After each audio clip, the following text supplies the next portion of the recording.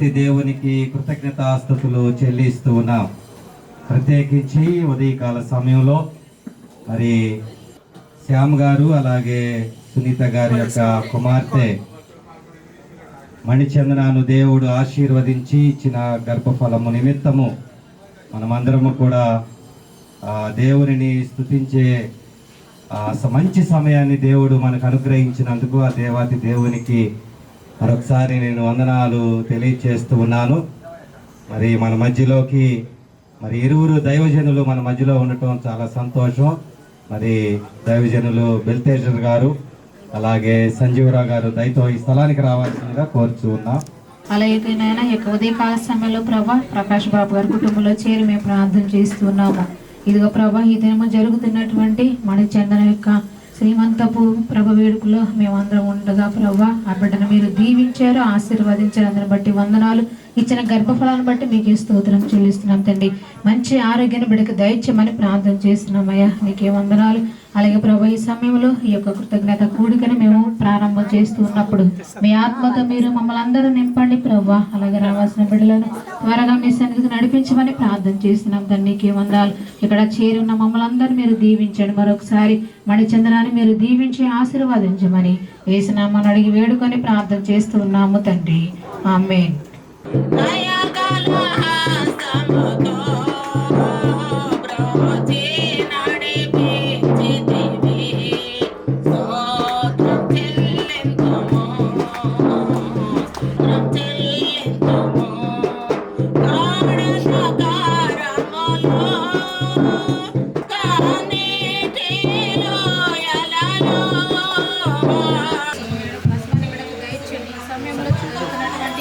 కార్యక్రమం అంతట్లో మీరు తోడుగా ఉండండి ప్రభావ. మీరు కావాల్సిన ఆరోగ్య బలమైన శక్తిని అనుగ్రహించిన అలాగే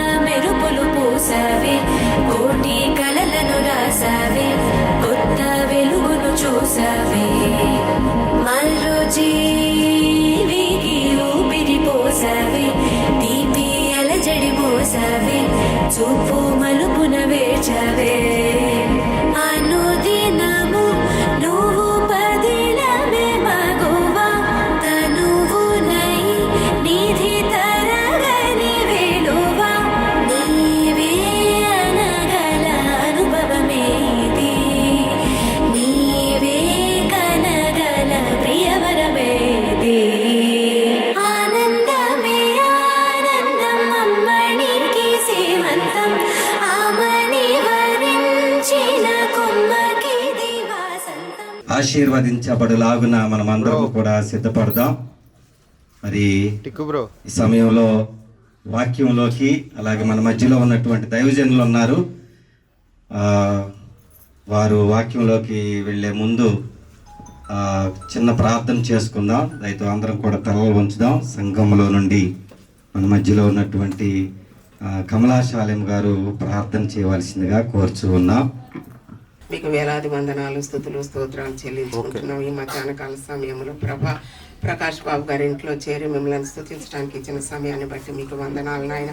మేము ఎందు నిమిత్తం ఇక్కడ చేరి ఉన్నాము మీరు ఎరిగిన దేవుడవు ప్రభా.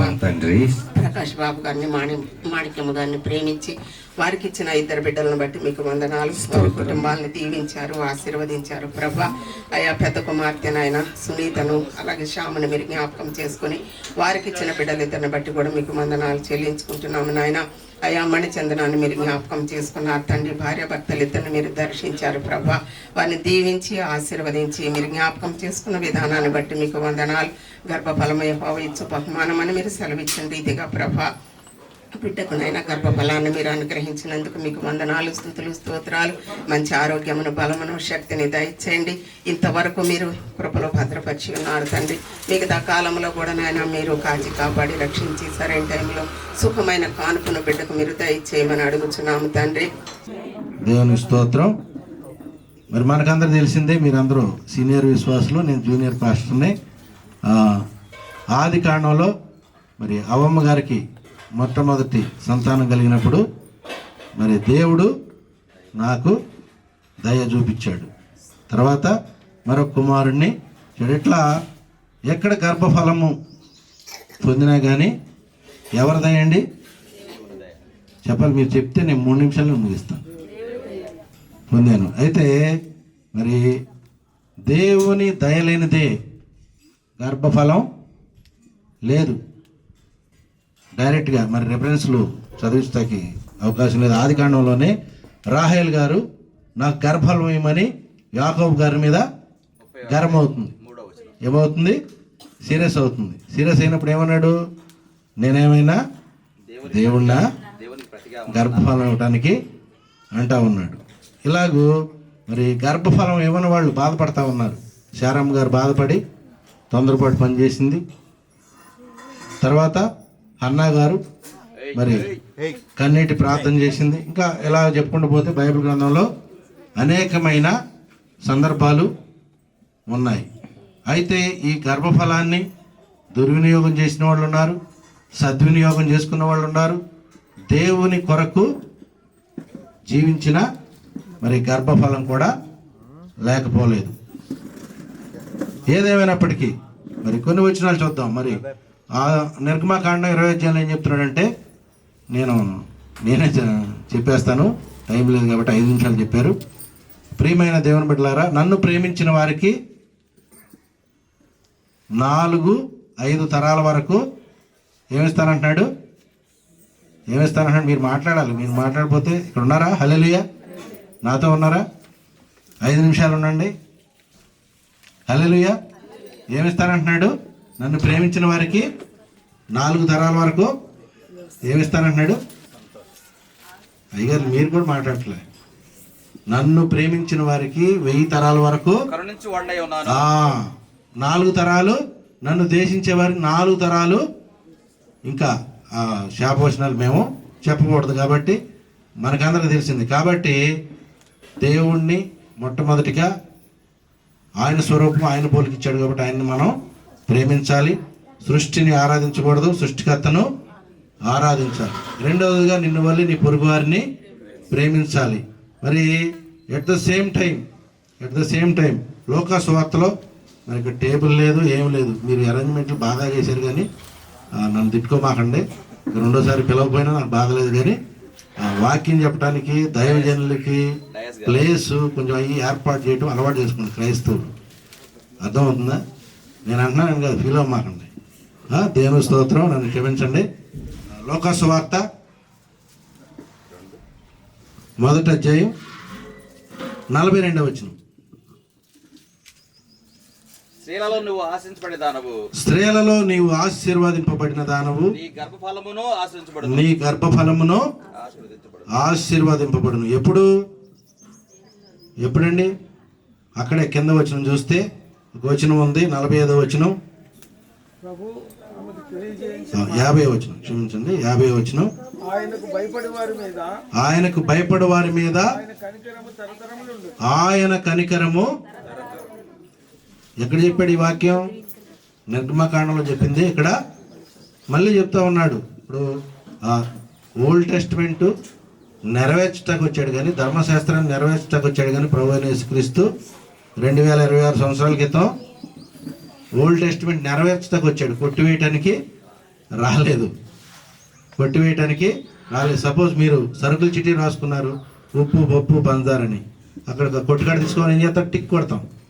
పెన్నుతో ఏం చేస్తాం? టిక్ కొడతాం. టిక్ కొట్టినట్ట, కొట్టేసినట్ట, నెరవేర్చినట్టు, తెచ్చినట్టు, అది దాని అర్థం. మరి ఓల్డ్ టెస్టిమెంట్ లేకుండా న్యూ టెస్టిమెంట్ లేనే లేదు. అదే మాట ఇక్కడ చెప్తున్నాడు. ఎన్ని తరాలంట? తరతరాలు దీవిస్తానంటున్నాడు. ఎక్కడ దీవిస్తానంటున్నాడండి? ఆయనకు భయపడుచు భయభక్తులు గలవారి మీద ఆయన కనికరము తరములకుండును. తరములు, ఈ తరాలు చూస్తే మరి కొన్ని తరాలు చూస్తే ఎట్లా ఉన్నాయంటే, ఆదికాండం 6వ అధ్యాయంలో ఆ తరం వారిలో నోవాహు ఒకడే నిందారహితుడుగా ఉన్నట్టు. మిగతా వాళ్ళు చేసినందుకు మిగతా తరాలను చూస్తే ఏమనిపిస్తుందండి? సంతాపం ఉందేనంట. నరులు చేసినందుకు పశ్చాత్తాపం పొందాల్సి వస్తుంది. మన గర్భఫలం కానీ, మనము కానీ, మన పిల్లలు కానీ, మనం ఎట్లా ఉంటే వాళ్ళు కూడా యథా రాజా తదా ప్రజ. తల్లి చేలో వేస్తే పిల్ల, ఏమండి మా కొంచెం మాట్లాడండి, ఏం కాదు, పిల్ల గట్టి మీద మేము ముగించేస్తున్నాలే, మాట్లాడండి కొంచెం, ఏం కాదు. తల్లి చేలో వేస్తే పిల్ల ఎక్కడ వేస్తుంది? గట్టి మీద వేస్తుందా అని సామెత. కాబట్టి ప్రియమైన దేవుని బిడ్డలారా, మరి ఎఫెసీయులకు రాసినట్లు మనం ఎట్లా ఉంటే మన పిల్లలు కూడా అట్లాగే ఉంటారు. కాబట్టి మన తరాలు, ఇప్పుడు గర్భఫలం ఎన్నో తరం అనుకుంటున్నారు? నేను ముగిస్తాను, నీకేం వాక్యాలు చదివించను. ఎన్నో తరం గర్భఫలం? 5వ తరం. 5 ఎక్కడి నుంచి వచ్చింది? శిఖామణి అట్లా వచ్చాం మేము. శిఖామణి గారు లేరు కదా, ఉన్నారా? వంశీ పురుషుడు ఆయనే. అయ్యగారు బతుకున్న వాళ్ళ సంగతి నేను మాట్లాడేది. ప్రకాశ్ అంకులు, తర్వాత ఆయన బిడ్డ సునీత, తర్వాత ప్రకాష్ గారి మనవరాలు మణిచందన గర్భఫలం ఎన్నో తరం? 4వ తరం. మీకు అర్థమవుతుందా? మరి వాళ్ళు సాల్వేషన్ ఆర్మీలో, నాకు 2000 సంవత్సరం తెలుసు, కానీ నేను వాళ్ళకి తెలియదు. మళ్ళీ తర్వాత 2004లో 60 గజాలు వచ్చాక తెలుసు. 2000 సంవత్సరం నేను సాల్వేషన్ ఆర్మీ చర్చిలో, మరి గుమ్మడి రత్నం గారు ఉన్నప్పుడు మేము అక్కడే ఉన్నాం సార్. పాస్టర్ గారు తెలుసు, గుమ్మడి రత్నం గారు, పాస్టర్ గారు చనిపోయింది, వాళ్ళంతా తెలుసు. ఒక 5 నెలలు అక్కడ ఉన్నాం. తర్వాత ఇక్కడికి వచ్చాక బాప్టిస్ట్ చర్చిలోకి మరి అయ్యగారు ప్రకాశ్ అంకుల్ నన్ను జాబ్లో పెట్టించాడు. ఇట్లా 4 తరాలు. ఎన్నో తరం? ఆ గర్భఫలం ఎన్నో తరం? 4 తరాలు. ఇప్పుడు మన తరాల వల్ల దేవునికి ఏమైనా ఉపయోగం ఉందా? ఏమండి, బైబిల్ గ్రంథంలో అయితే కొన్ని తరాలను చూసి బాధపడ్డాడు. కొన్ని తరాలు అబ్రహాము, ఇస్సాకు, యాకోబు, యోసేపు ఈ నలుగురిని చూసి దేవుడు సంతోషపడ్డాడు. తర్వాత మోషే, వీళ్ళ 5గురిని చూసి దేవుడు సంతోషపడ్డాడు. తర్వాత ఇంకా ఉన్నారు కొంతమంది.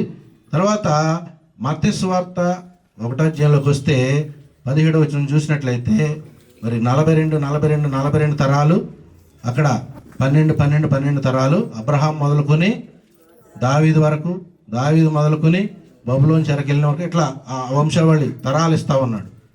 ఆ తరాలన్నీ కూడా, ఆ తరాల్లో 4 స్త్రీలు ఉన్నారు. ఎంతమంది ఉన్నారండి? 4 స్త్రీలు ఉన్నారు. మరి కొంతమంది భారతదేశంలో మరీ దారుణంగా స్త్రీని తక్కువగా చూసేవాళ్ళు.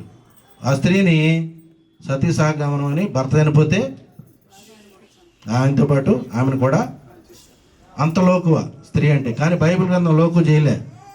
మరి కాలేబు గారికి కుమారులు లేకపోతే కుమార్తెలకి స్వాస్థ్యం పంచిపెట్టాడు యెహోషువ. హల్లెలూయా, హల్లెలూయా. ఏదైనప్పటికీ నేను చెప్పొచ్చేది ఏంటంటే 5 నిమిషాలు ఇచ్చారు కాబట్టి నేను ముగిస్తా ఉన్నాను. మన తరాలను బట్టి దేవుడు సంతాపం పొందేవాడుగా ఉండకూడదు, సంతోషించేవాడిగా ఉండాలి. మరి దుఃఖపడేవాడిగా ఉండకూడదు, దేవుడు ఆనందించేవాడిగా ఉండాలి. మనం ఏం చేస్తే మన పిల్లలు కూడా అదే చేస్తారు. కాబట్టి అక్కడ పనికిరాని స్త్రీలను కూడా మత్తయి సువార్త 1వ అధ్యాయంలో మరి పనికిరాని స్త్రీలను కూడా ఆయన వంశావళిలో చేర్చాడు, యోధా గోత్రంలో వంశావళిలో చేర్చాడు. ఎందుకంటే అక్కడ వాళ్ళందరూ కూడా ఒక్కొక్కళ్ళు ఒక్కొక్క యాంగిల్లో దేవుణ్ణి ప్రేమించారు. ఎవరో ఎంతమంది ఉన్నారు? 4 స్త్రీలు, రూతు గారు, ఇంకా రాహాబ్ గారు, తామారు, మరియమ్మ గారు, 4 కూడా దేవుణ్ణి ప్రేమించిన వాళ్ళు, దేవుని యొక్క వంశాన్ని అభివృద్ధి చేయాలని చూసిన స్త్రీ తామారు. తర్వాత రాహాబు ఇశ్రాయేలీలను గెలిపించాలని చూసిన స్త్రీ. తర్వాత రూతు గారు ఏం చేసింది? తన దేవతను వదిలిపెట్టేసేసి నయోమితో బెత్లెహేము వచ్చేసింది. సర్వస్వం కూడా, తన యవ్వనాన్ని, తన యొక్క ఆనందాన్ని వదిలేసేసి ఎక్కడికి వచ్చిందండి? బెత్లెహేము వచ్చింది. ఎక్కడి నుంచి? మోయాబు దేశం నుంచి. ఆమె ఒక గణాచారి, ఆమె ఒక దేవాలయంలో పూజారి. అంటే కొన్ని మాటలు ఇక్కడ అర్థం కాదు. కాబట్టి ఆమె వదిలేసి వచ్చేసింది. తర్వాత మరియమ్మ గారు అయితే 15 సంవత్సరాల వయసులోనే, సుమారు 1 సంవత్సరం అటు ఇటు ఉండొచ్చు, 15 సంవత్సరాల వయసులోనే కన్యకగా భయంకరమైన ఊరు నజరేత్ అంటే స్టువర్ట్పురానికి, మా చిన్నప్పుడు స్టువర్ట్పురం దొంగల బండి ఇవన్నీ చెప్పేవాళ్ళు స్టోరీలు, దానికి 100 రెట్లు డేంజర్ నజరేత్ ఊరంటే. అందుకనే నతానీయులు గారు మరి పేతురుతో ఆంధ్రేయుతో ప్రభువుని యేసుక్రీస్తుతో నజరేతు నుండి ఏదైనా మంచిది రాగలదా అంటున్నాడు. యేసు ప్రవక్త వచ్చాడని చెప్తే ఆయన అంటున్నాడు నజరేతు నుంచి అసలు మంచిది వచ్చే అవకాశం ఉందంటారా? అట్లాంటి ఊరిలోంచి మరియమ్మ గారు, ఆయన 500 మంది కన్యకులు సుమారు వెయిట్ చేస్తూ ఉండగా, పరిశుద్ధంగా ఉంటుండగా, ఆ యొక్క యెషయా 9:6, 7:14 ప్రవచనాల ప్రకారం వెయిట్ చేస్తూ ఉండగా ఆమె వారందరిలో నజరేతు అని హీనమైన ఊరిలోంచి ఆమె ప్రభువైన యేసుక్రీస్తుని పొందుకుంది. కన్యక గర్భమున ఆయన అటువంటి గర్భఫలాన్ని మామూలు గర్భఫలం కాదు. ఎందుకని వాళ్ళ తరాలన్నీ కూడా దేవుణ్ణి ప్రేమించారు, దేవుని పనే చూశారు. వాళ్ళ యొక్క సంతోషాలు సుఖాలు చూడలే. మరి ఈనాడు నీ తరం ఎట్లుంది, నా తరం ఎట్లుంది, మన తరాలు ఏ విధంగా ఉన్నాయో ప్రశ్నించుకోమని దేవుడు మనతో, నీతో, నాతో మాట్లాడుతూ ఉన్నారు. మరి నన్ను ప్రేమించిన వారిని 1000 తరాలు దీవిస్తాను, నన్ను ద్వేషించిన వారిని 4 తరాల వరకు కూడా ఏం చేస్తానంటున్నాడు, చేపిస్తానంటున్నాడు. మీరు ఫలించి విస్తరించి అభివృద్ధి పొంది భూమిని నిండించుకున్నాడు. ఫలించకపోతే చాలా బాధగా ఉంటుంది కదండి. బైబిల్లో మన ముందు చెప్పిన సేవకులు చాలామంది ఉదాహరణలు చెప్పారు. వాళ్ళందరూ గర్భఫలాలు లేక హన్నా కానీ, రాహేలు కానీ, అలాగే షారా కానీ ఎంతో వేదన పొందారు. అయితే దేవుడు ఆ వేదనలన్నిటినీ తొలగించి కుమార్తెను మణిచంద్రను దర్శించాడు. అందుబట్టి దేవునికి వందనాలు. గర్భఫలము యెహోవా ఇచ్చు బహుమానము, కుమారులు ఆయన అనుగ్రహించు స్వాస్యము. మామూలుగా మనం ఎవరికైనా ఊరు వెళ్ళామనుకోండి, ఊరు వెళ్ళగానే ఫస్ట్ అబ్బాయి కనిపించినా అమ్మాయి కనిపించినా ఏమడుగుతాం అంటే పెళ్ళి అయిందా అని అడుగుతాం. పెళ్ళి అయిందన్న తర్వాత వెంటనే ఏమని అడుగుతాం తెలుసా, పిల్లలు ఎంతమంది అని అడుగుతాం. ఇంకేమో అడగం, ఫస్ట్ పెళ్ళి అయిందా, పిల్లలు ఎంతమంది, అంతేగాని ఏ ఉద్యోగం చేస్తాం. ఆ తర్వాత అడుగుతాం ఏ ఉద్యోగం చేస్తున్నావు, ఎక్కడ ఉంటున్నావు, ఏం చేస్తున్నావు, ఇల్లు ఏమైనా కట్టావా, ఇలా అడుగుతాం. అంటే మొట్టమొదటిగా స్వాస్యం అంటే దేవుడిచ్చు ఆస్తి ఏదైనా ఉందంటే అదేంటంటే పిల్లలే ఆస్తి. అందుకని ఇదివరకు పూర్వకాలము పిల్లలు ఎక్కువ మంది ఉంటే ఆ కుటుంబాన్ని మంచి కుటుంబము, పెద్ద కుటుంబము రా అనేవారు. ఇప్పుడు పిల్లలు ఎక్కువ మంది ఉంటే వీళ్ళది మంచి కుటుంబం కాదు, ఒక్కళ్ళు ఉన్నవారే బాగుంటుంది అని అనుకుంటున్నారు. అయితే నా ప్రియమైనటువంటి కుమార్తె మణిచందన, దేవుడు నిన్ను ఆశీర్వదించాడు, నీకు గర్భఫలాన్ని ఇస్తున్నాడు. గర్భఫలము బహుమానమే, దేవుడిచ్చి స్వాస్యమే. ఇంకా కొన్ని రోజులలో లేకపోతే కొన్ని రోజులలో దేవుడు నీకు ఆ బహుమానాన్ని నీ చేతిలో పెడతాడు. మరి ఆ బహుమానాన్ని ఏం చేయాలంటే నువ్వు పెంచటం నేర్చుకోవాలి. దేవుని యందు భయభక్తులు కలిగిన వారిగా పెంచాలి. దేవుని కొరకు సమాజంలో, సంఘంలో ఆయన నిలబెట్టాలి. అప్పుడు నీకు ఇచ్చిన గర్భఫలాన్ని ఆయన అన్నట్టు 1000 తరాల వరకు మిమ్మల్ని కరుణిస్తారు. ఏం చేస్తున్నాం, మన తరాలు ఏం చేస్తున్నాయి అంటే ఆ తరమునకు నీ ముందు కళ్ళు తెరుస్తాడు, లేకపోతే నీ ఒడిలో కళ్ళు తెరుస్తాడు. నీ నుంచే మాటలు నేర్చుకుంటాడు, నీ నుంచే నడకలు నేర్చుకుంటాడు, నీ నుంచే అన్ని అలవాట్లు నేర్చుకుంటాడు. ఆ అబ్బాయిని నువ్వు ఎలా పెంచాలంటే ఆ పుట్టే ఆ బహుమానాన్ని నాకు దేవుడిచ్చిన స్వాస్యం కనుక దేవుని కొరకు విలువైన వాడిగా, విలువైన దానిగా పెంచి దేవునికి అప్పచెప్పాలి. ఎందుకంటే అనేక మంది అండి ఫెర్టిలిటీ సెంటర్స్ కూడా తిరుగుతూ ఉంటారు గర్భఫలాలు లేక. చాలామంది అనుకుంటే పిల్లలేమో రారు, మనం అనుకుంటే పిల్లలు పుట్టరు. ఇది దేవుడిచ్చు బహుమానమే. నా స్నేహితుడు ఉన్నాడు, నాతో వయసు ఉంది, నాకు 3 ఆడపిల్లలు, ఆయనకి అసలు పిల్లలే లేరు. ఎవరినైనా పెంచుకోరా అంటే అలా కాలం గడిపేశాడు, ముసలోళ్ళు అయిపోయారు, ఇంకెందుకు అని. ఇద్దరికి 1 డే డిఫరెన్స్లో మ్యారేజ్ అయ్యింది. అందరికీ ఎవరు పిల్లలు, కానీ ఇచ్చిన పిల్లల్ని దేవుని కొరకు పెంచుతావనే నమ్మకంతో దేవుడు నీకు గర్భఫలాన్ని ఇచ్చాడు. నిన్ను దర్శించినప్పుడు నిన్ను చూశాడు. మణిచందన నా కొరకు ఒక యోధుడిని తయారు చేస్తుంది, నా కొరకు ఒక యోధురాల్ని, ఒక ప్రార్థనా పరురాల్ని, ఒక సంఘం కొరకు ప్రయాసపడే ఒక యెహోషువ లాంటి నాయకుడిని నా కొరకు తయారు చేస్తుందని నిన్ను ప్రేమించి దేవుడు నీకు ఆ గర్భఫలాన్ని ఇచ్చాడు. అందుకు దేవునికి ఎనలేని స్తోత్రాలు నువ్వు చెల్లించుకుంటూ దేవుని యొక్క బహుమానాన్ని విలువైనదిగా నువ్వు పెంచాలి, దేవుని కొరకు నిలబెట్టాలి. దేవుడు నిత్యము నీకు తోడుగా ఉండి నిన్ను కాచి కాపాడి భద్రపరుస్తాడు. దేవుడు నీకు చక్కని సుఖమైన ప్రసవాన్ని ఇచ్చి నిన్ను దేవుడు నిలబెడతాడు. దేవుడి కొద్ది మాటలు దేవుడు దీవించి ఆశీర్వదించాడు కాక. ఈ మణిచందన కృతజ్ఞత కూడికి వచ్చిన మీ అందరికి కూడా మన రక్షకుడైన క్రీస్తు యేసు పేరట శుభాలు ఆశీస్సులు మీకు ఇస్తూ, తండ్రి అయిన దేవుడు మరి బిడ్డనే నాకు ముందుగా దైవజనులు ఎదురు మాట్లాడుతూ గర్భఫలము దేవుడు ఇచ్చిన బహుమానం. ఏమండి, ఈ భూమి మీద 4 రకాల బహుమానాలు ఉన్నాయండి.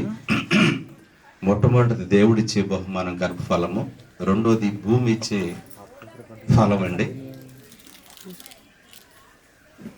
మూడోది జిహ్వ ఫలం అండి. అంటే నోటితో దేవుణ్ణి ఆరాధన చేస్తూ ఉంటాం. ఇలా 4వదిగా ఆత్మఫలం అండి. ఈ 4 ఫలాలు దేవుడు నీకు ఇచ్చి మనల్ని అభివృద్ధి పొందమన్నాడు. మనల్ని ఆయనలో ఈ అభివృద్ధి పొందుతూ తండ్రి అయిన దేవుల్లో నిలకడగా ఉండటానికి తండ్రి తన పిల్లల్ని ఎంచుకున్నాడు. ఆ క్రమంలో మరి శిఖామణి గారిని, వారి ద్వారా ప్రకాష్ బాబు గారి ద్వారా సునీలు మరియు సునీత, వారి ద్వారా సునీత శ్యామ్ ద్వారా మణిచందన, మరి వారిని దేవుడు దీవించి తనకిచ్చిన అనిల్ కుమార్ని బట్టి, వారి తరపున వచ్చిన బంధువులను బట్టి మీకు కృతజ్ఞత తెలియజేస్తూ, వారి ఇద్దరిని కూడా దీవించి దేవుడు మంచి శ్రేష్టమైన గర్భఫలం ఇస్తూ ఉన్నాడు. ప్రియులారా, మరి నాకు ముందు చెప్పినటువంటి వారిని బట్టి కృతజ్ఞత తెలియజేస్తూ, మరి శ్రేష్టమైన ఈ గర్భఫలాన్ని దేవుడు ఇచ్చే ఈ 3 ఫలాలు కూడా మనం నోటి ద్వారా చేయగలుగుతాం, కానీ దేవుడు ఇచ్చే గర్భఫలమే గొప్పది కనుక మరి ఆ గర్భఫలాన్ని దేవుని కొరకే వాడాలని ఆశపడుతూ మరి ఈ కొద్ది మాటలు నేను ముగిస్తున్నాను. ప్రియులారా, థ్యాంక్ యూ సో మచ్ అయ్య గారు మీరు ఇచ్చిన సమయానికి. మరి మరొకసారి కుటుంబము, మరి శ్యామ గారు అలాగే సునీత గారి వారి కుటుంబానికి నా ప్రత్యేకమైనటువంటి ధన్యవాదాలు. ఈ విధంగా దైవజనులను అలాగే కుటుంబాలను, శ్రేయోభిలాషులను, మరి సంఘాన్ని వారు ఆహ్వానించి మనందరి మధ్యలో ఈ కార్యక్రమం జరగటం అనేది చాలా సంతోషం. ఎందుకంటే మరి వారి కుమార్తె జీవితంలో అతి తక్కువ కాలంలో మ్యారేజ్ ఎప్పుడైందమ్మా? ఇంకా మే రాలా అమ్మా, సంవత్సరం కూడా కాకముందే మరి చాలా స్పీడ్గా దేవుడు వారిద్దరిని కూడా చక్కగా ఆశీర్వదించాడు. దేవుని స్తోత్రం, హల్లెలూయా. ఈ సమయంలో వారు సంతోషించటమే కాదు, కానీ వారితో కలిసి దైవజనులుగా మేము, కుటుంబీకులుగా మీరు, సంఘముగా అందరం కూడా సంతోషించేటువంటి విషయం. దేవుని కార్యాలు ఆశ్చర్యమైనటువంటి కార్యాలు. పరిశుద్ధ గ్రంథంలో 139వ కీర్తనలో ఒక మాటను చదువుకుందాం. పరిశుద్ధ గ్రంథంలో 139వ కీర్తనలో 13, 14 వచనాలు చదివితే, నా అంతరింద్రియములను నీవే కలుగ చేసితివి, నా తల్లి గర్భమందు నన్ను నిర్మించిన వాడవు నీవే, నీవు నన్ను కలుగ చేసిన విధము చూడగా భయమును ఆశ్చర్యమును నాకు పుట్టుచున్నవి, అందును బట్టి నేను నీకు కృతజ్ఞతాస్తుతులు చెల్లించుచున్నాను, నీ కార్యములు ఆశ్చర్యకరములు. దేవుని స్తోత్ర, హల్లెలూయా. ప్రియమైనటువంటి దేవుని బిడలారా, దేవుని యొక్క కార్యాలు ఆశ్చర్యమైనటువంటి కార్యాలు, దేవుని కార్యాలు అద్భుతాలు. ప్రియ దేవుని బిడలారా, ఈ విషయాన్ని దావీదు భక్తుడు తెలియచేస్తూ ఉన్నాడు. దేవుడు తనను పరిశోధించినటువంటి దేవునిని మనస్ఫూర్తిగా ఆరాధన చేస్తూ, మనస్ఫూర్తిగా గణపరుస్తూ, దేవుని ఎదుట ఆయన చేసినటువంటి మేలులను, దేవుని ఎదుట ఆయన చేసినటువంటి కార్యాలు, ఆయన సన్నిధి చేసినటువంటి ప్రతి విధమైన దానిని జ్ఞాపకం చేసుకుంటూ దేవునిని స్తుతిస్తూ ఉన్నాడు. సమస్తము ఎరిగినటువంటి దేవునికి కృతజ్ఞతాస్తుతులు చెల్లిస్తూ ఉన్నాడు. తన జీవితంలో శ్రమల కాలములోను కష్టకాలములోను ప్రతి విషయంలో కూడా దేవుడు చేసినటువంటి ప్రతి కార్యాన్ని జ్ఞాపకం చేసుకుంటూ కృతజ్ఞతాస్తుతులు చెల్లిస్తూ ఉన్నాడు దావీదు.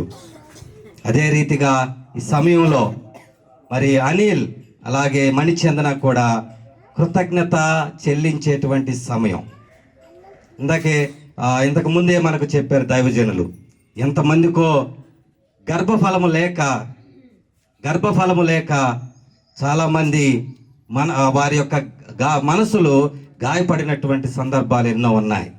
కానీ దేవుడు వారి ఇరువురిని కూడా బహుగా ఆశీర్వదించాడు. దేవుని స్తోత్రం, హల్లెలూయా.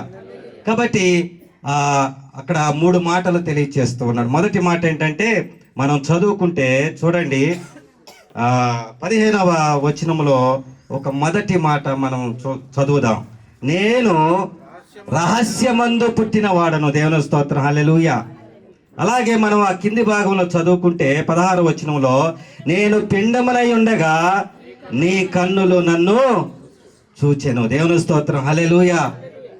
ఆశ్చర్య కార్యములు చేసే దేవుడు, అద్భుతాలు చేసే దేవుడు, ఆ దేవుడు మన జీవితంలో చేస్తున్నటువంటి ప్రతి కార్యానికి మనమందరము కూడా కృతజ్ఞతాస్తుతులు చెల్లించే వారిగా ఉండాలి. కృతజ్ఞతాస్తుతులు చెల్లిస్తూ ఉన్నప్పుడు తప్పక ఆ కుటుంబం మీద ఆయన యొక్క కన్నులు ఉంటాయి. ప్రియ దేవుని బిడ్డలారా, అందుకే ఆయన పేరేంటంటే చూచే దేవుడు. అందుకే అక్కడ రాయబడినటువంటి మాటలు ఏంటంటే, నేను పిండమునై ఉండగా, దావీదంతా కూడా ఇప్పుడైతే ఎక్స్రేలు అవన్నీ కూడా చేస్తూ ఉన్నారు, స్కానింగ్లు అవన్నీ చేస్తూ ఉన్నారు. కానీ దావీదు అంటూ ఉన్నాడు కదా, నేను పిండముగానే ఉండగానే స్కానింగ్ తీస్తున్నాం, మనకు కొంతవరకే సమాచారం వస్తుంది. కానీ సమస్తం ఎరిగినటువంటి దేవుడు ఉన్నాడు, ఆయనకి సమస్తము తెలుసు. కాబట్టి ఆయన ఆ కుటుంబాన్ని చూశాడు, ఆ కుటుంబానికి ఆయన దీవెనలు అనుగ్రహిస్తూ ఉన్నాడు, సమస్తము కూడా ఆయన కలుగు చేస్తూ ఉన్నాడు. కృతజ్ఞత నిండినటువంటి హృదయముతో దావీదు దేవునిని స్తుతిస్తూ ఉన్నాడు. ఈరోజు ప్రియ దేవుని బిడ్డలారా, మరి మంచి గర్భఫలము మరి వారు ఇరువురు కూడా పొందుకున్నారు. అందుని బట్టి మేము ఎంతగానో సంతోషిస్తూ ఉన్నాం. కానీ ఇచ్చినటువంటి గర్భఫలాన్ని దేవుని కొరకు వారు వాడబడే విధంగా, దేవుని కొరకు పెంచే విధంగా వారు సిద్ధపడాలని దైవజనులుగా నా యొక్క సూచనలు తెలియచేస్తూ ఉన్నాం. ఈ మణిచందన గర్భఫలము ఇస్తుందంటే మా సండే స్కూల్లో ఇంకో పాప బాబు పెరిగినట్టే. దేవుని స్తోత్రం, హల్లెలూయా. మా సండే స్కూల్కి ఇస్తావా? సంతోషంగానే ఉంది. అని మీరు ఇస్తారా? ఓకే, దేవుని స్తోత్రం, హల్లెలూయా. కాబట్టి గర్భఫలము ఉండగానే నువ్వు ఎక్కువగా ప్రార్థన చేయాలి. గర్భఫలము ఉండగానే ఎక్కువగా ప్రార్థనలో ఉండాలి. ఇజ్రాయెల్ దేశంలో ఉన్నటువంటి గర్భిణీలు, ఆ స్త్రీలు గర్భిణీలు ఏం చేస్తారంటే ఎక్కువగా మ్యాథ్స్ చేస్తారు. ఏది కూడికలు, తీసివేతలు, ఎచ్చవేతలు ఇవన్నీ కూడా చేస్తారు. ఇజ్రాయెల్ దేశంలో ఉన్నటువంటి ప్రజలు చూస్తే చాలామంది సైంటిస్టులు గొప్ప గొప్ప మేధావులు అయ్యారు. కానీ మన యొక్క ఆ దేశంలో చాలామంది ఎలా ఉన్నారో మీకే తెలుసు. కానీ క్రైస్తవాన్ని అనుభవిస్తున్నటువంటి మీరు, క్రీస్తును కలిగినటువంటి మీరు, మీ బిడ్డలను దేవుని సన్నిధిలో ఒలీవ మొక్క వలె ఎదగాలి. వివాహమైన నాటి నుండి ఈనాటి వరకు ప్రభువా నీ కృపలో భద్రపరిచి వారిని ఆశీర్వదించి ఇచ్చిన గర్భఫలాన్ని బట్టి తండ్రి నీకు స్తోత్రాలు. మీరు ఇచ్చిన ఈ గర్భఫలాన్ని బట్టి దేవా మేమందరము కూడా చేరి అయా మీకు కృతజ్ఞతాస్తుతులు చెల్లిస్తూ ఉన్నాం.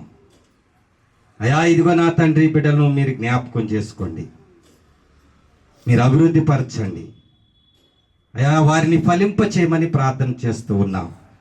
అయా ఇదిగో నా తండ్రి ఈ మాసాలు నిండుతూ ఉన్నప్పుడు వారికి మంచి ఆరోగ్యము, శక్తిని, బలాన్ని నీ కుమార్తెకు మీరు అనుగ్రహించమని మేము ప్రార్థన చేస్తూ ఉన్నాం. మంచి ప్రసవాన్ని వారికి దయచేయండి దేవానికి స్తోత్రాలు. అయా ఈ సంతోషకరమైనటువంటి సమయంలో అయా ఇదిగో నా తండ్రి మేమందరము కూడా నా తండ్రి ఆనందిస్తూ ఉన్నాం, సంతోషిస్తూ ఉన్నాం దేవానికి వందనాలు. కుటుంబాన్ని, బిడ్డలను మా అందరిని మీరు దీవించమని యేసునామములో అడిగి వేడుకొని ప్రార్థన చేయుచున్నాము తండ్రి. ఆమేన్. హల్లెలూయా.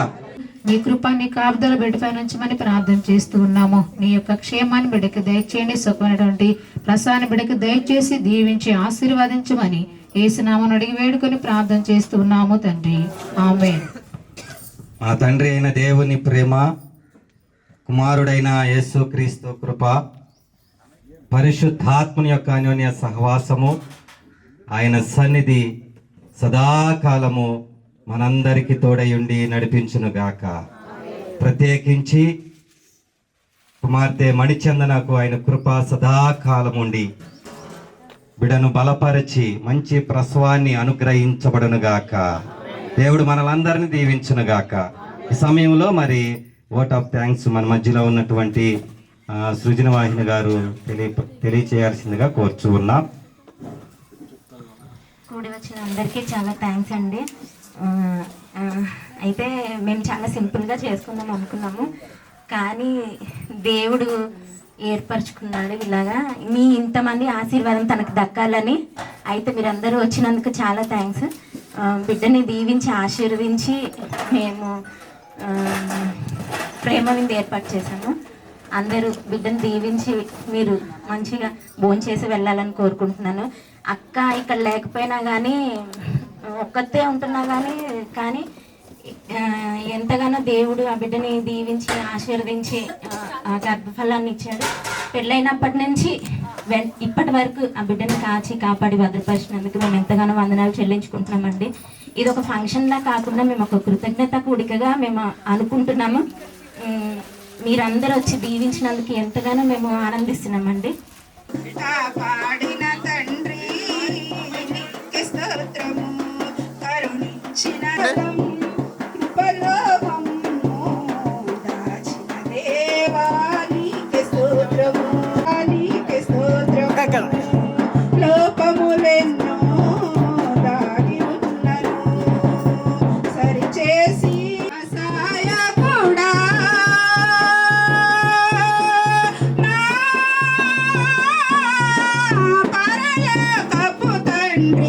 నామ వ్యవసాయకుడా, నీ తోటలోని ద్రాక్షవల్లితో, నీ తోటలోని ద్రాక్షవల్లితో నానాటుగా నీ కోసమే నేను బ్రతకమై వెలుగునా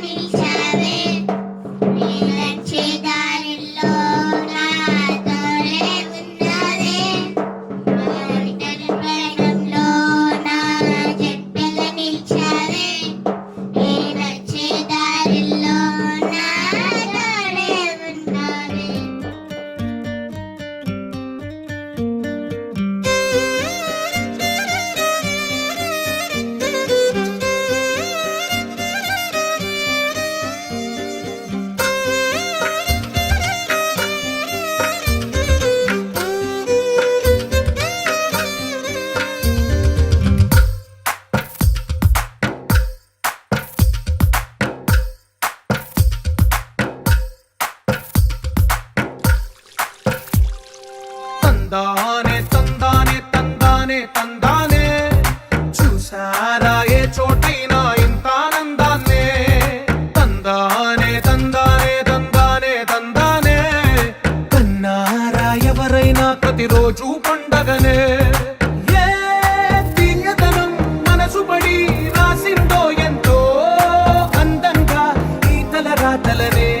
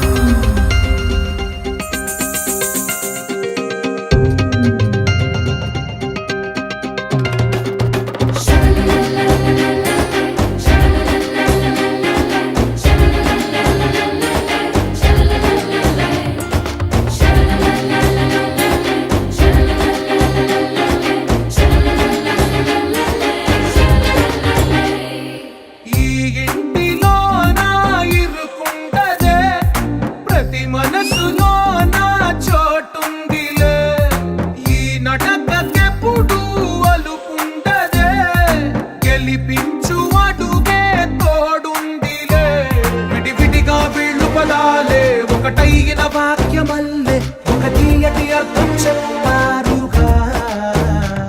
విటివిటిగా వీళ్ళు స్వరాలే కళ్ళ కలిపిన రాగమల్లే ఒక కమ్మని పాటై నిలిచారుగా. తందానే తందానే తందానే తందానే చూసారా ఏ చోటైనా ఇంత ఆనందాన్నే. తందానే తందానే తందానే తందానే బంధాల గ్రంథాలయమే ఉంది ఇంట్లోనే.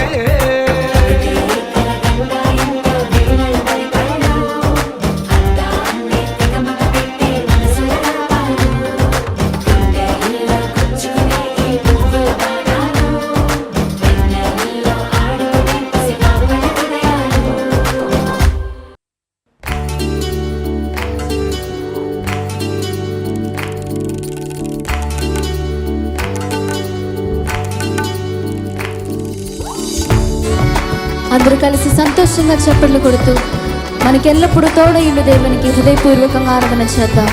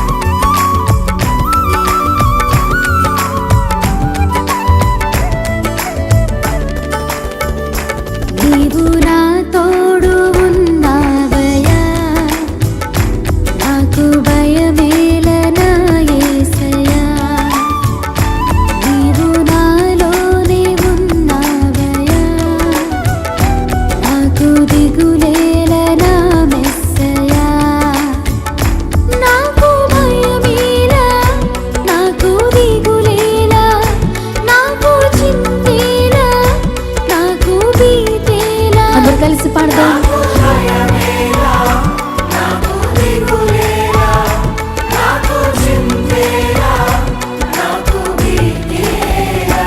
నీవు నా తోడు ఉన్నావయ్యా, నాకు భయమేలనా యేసయ్యా. నీవు నాలోనే ఉన్నావయ్యా, నాకు దిగులేలనా.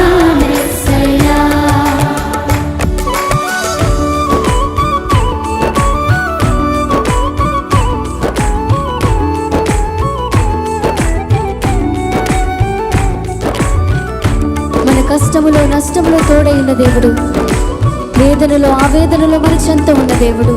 ఆయన అడిగిన వారికి ఇచ్చేవాడు, వెదకిన వారికి దొరికేవాడు, తట్టిన వారికి తలుపులు తెరిచే దేవుడు. దేవానికి స్తోత్రం అంటూ హృదయపూర్వకంగా ఆయన ఆరాధన చేద్దాం.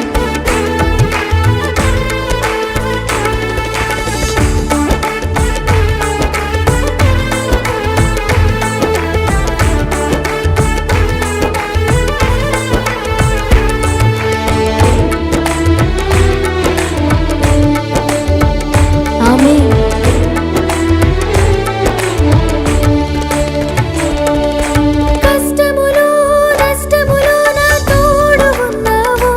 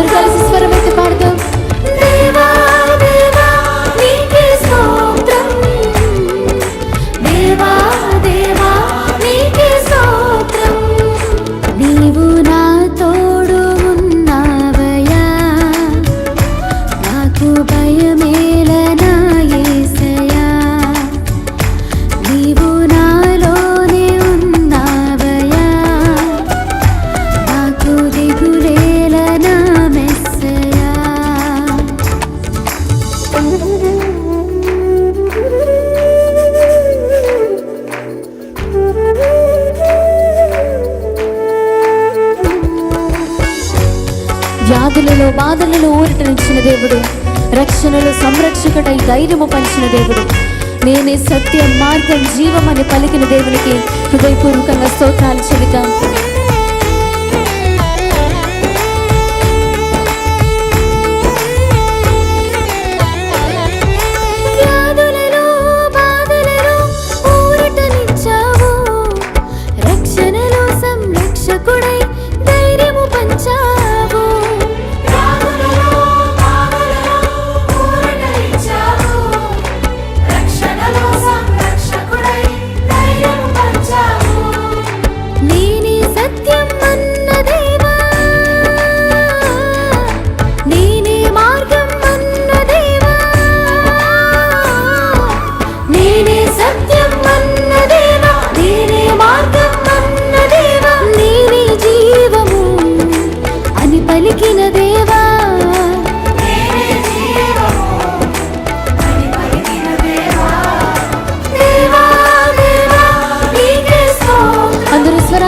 దేవానికి స్తోత్రం